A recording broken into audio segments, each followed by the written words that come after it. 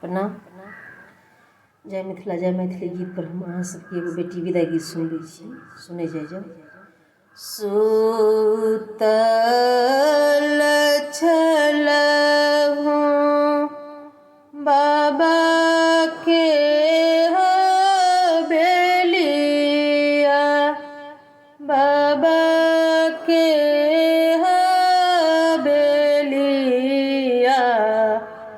अचके में अभी गेल कहार।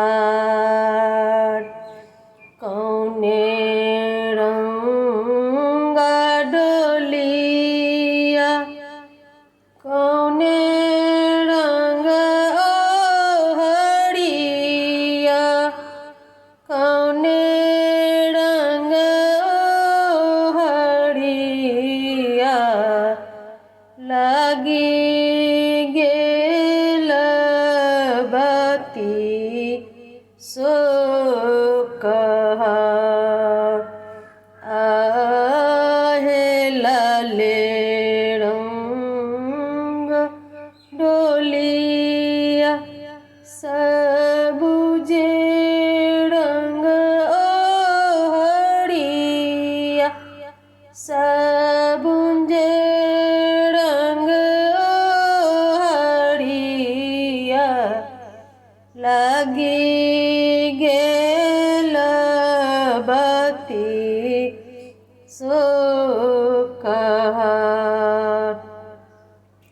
आहे माए बाप मिली काए, एक मोती है केलानी, एक मोती है केलान, डोलिया में दाए लन बैसाय। आहे लए दाय निकासल,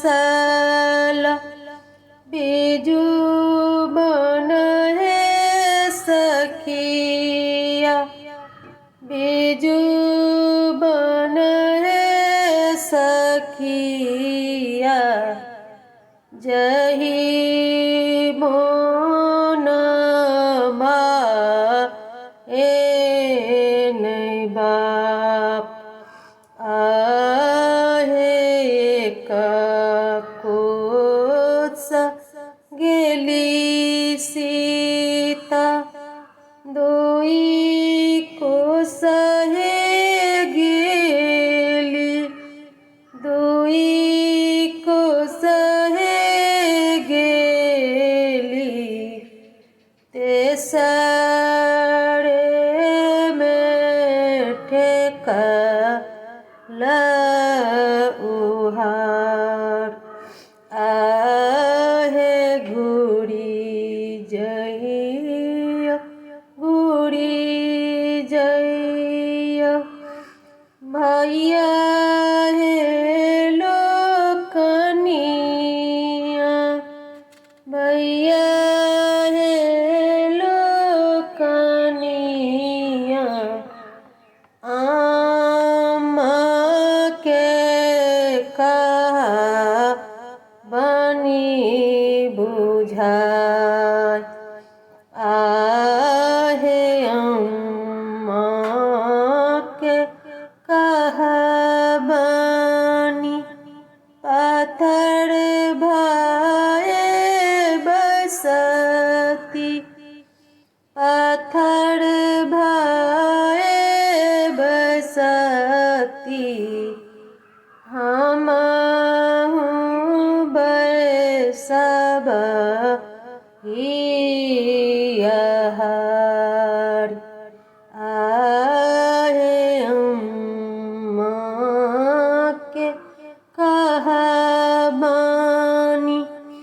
पाथर भाए बसती, पाथर भाए बसती, हम सब हियार आए भनहि विद्यापति गाओल समाधान गाओल समाधान सब